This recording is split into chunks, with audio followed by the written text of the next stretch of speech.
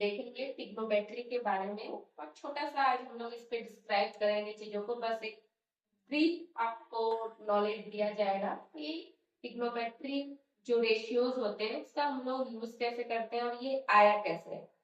तो trigonometry basically आप एक राइट एंगल ट्रायंगल पर आप यूज करके देख सकते हैं।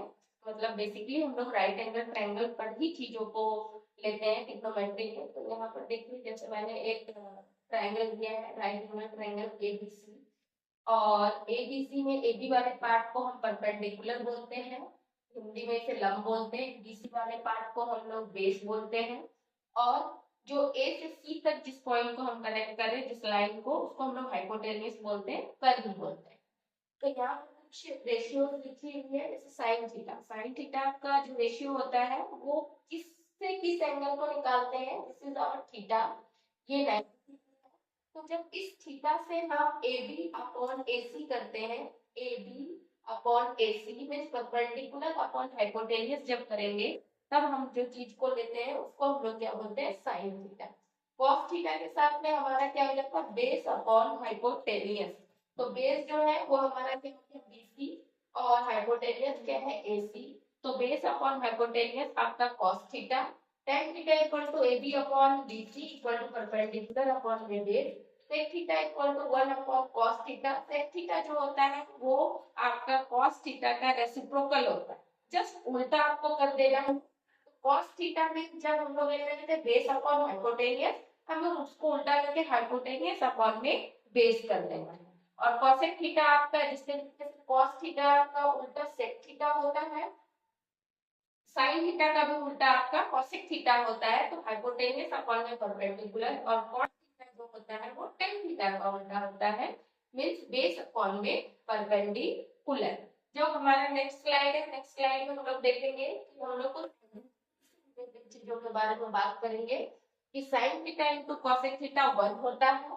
तो आप इसी से आप क्या निकाल सकते हैं कि cosec theta equal to 1 upon में sin थीटा, और sin theta equal to 1 upon में cosec theta. Same cos theta into sec theta equal to 1, तो cos theta equal to 1 upon में sec थीटा, और sec theta equal to 1 upon में cos theta. tan into cot theta equal to 1, तो tan theta equal to 1 upon में cot theta, और cot theta equal to 1 upon में tan theta.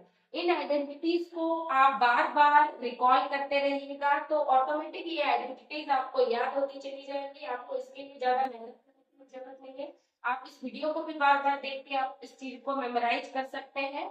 और ये formula based chapter है, इन identities को जब तक आप रटिएगा नहीं, जब तक आप याद नहीं कीजिएगा, तब तक ये थोड़ा सा आपको प्रॉब्लम कर सकता है, क्योंकि इन्हीं आइडेंटिटीज पे बेस्ड आपको क्लास 10th में ट्रिग्नोमेट्री का चैप्टर भी देखने को मिलता है, और उसी पर बेस्ड आपके बहुत सारे सवाल होते हैं, और बच्चे कहीं ना कहीं कंफ्यूज भी होते हैं कि हम कब कौन सी आइडेंटिटीज का यूज करें चीजों को प्रूव करने के लिए। तो आपको बहुत ही ज्यादा अच्छे तरीके से इन फॉर्मूला को मेमोराइज करना होगा।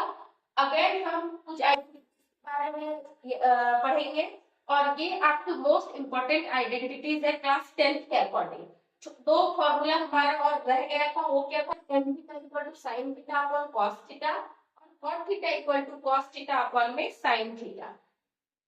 sin square theta plus cos square theta equal to 1।